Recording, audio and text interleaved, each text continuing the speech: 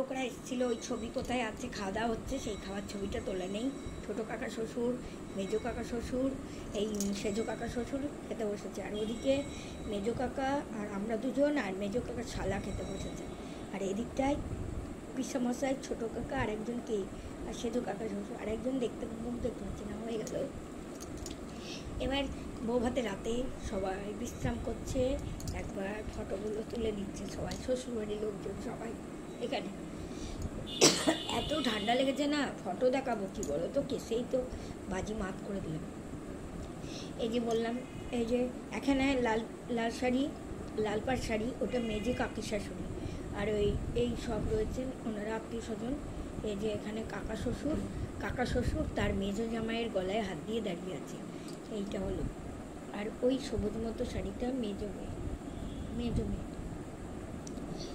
এখন সব আমার মতনই বয়স্ক হয়ে গেছে, কোনো আর কিচ্ছু। এখানে একটা মামি, ওই কালো শাড়ি পরা, খয়েরি শাড়ি পরা, ওনা হলো কাকা শ্বশুরের খালার বউ, ওনাকে দেখার নয়। বিয়ে বাড়ি ভাড়া করে তো হয়েছিল, হ্যাঁ ওইটা বিয়ে বাড়ি খাট ছিল, সেই জন্য ভেঙে গেছে এই খাটটা। কোথায় গেলো এই যে এই খাট।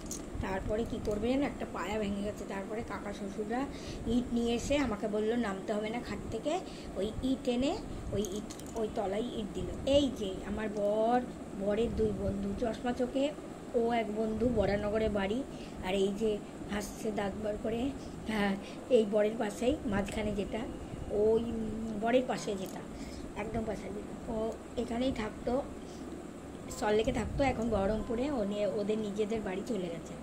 যাই হোক, ওনারা এখন সব বয়স্ক হয়ে গেছে। আর কি বলবো, এই যে ছোটো কাকা শ্বশুরের মেজো মেয়ে, আর এখানেও সব পিসির মেয়ে, এখানে এই কাকি শাশুড়ি, মনে হচ্ছে মেজো কাকি শাশুড়ি, সবাই রয়েছে। এই যে এবার দেখে নিলে, এবার হয়ে গেল খাওয়া দাওয়ার পরে এই ছবি হয়ে গেল। হ্যাঁ রেখে দিলাম বন্ধুরা, আর তো কিছু নেই।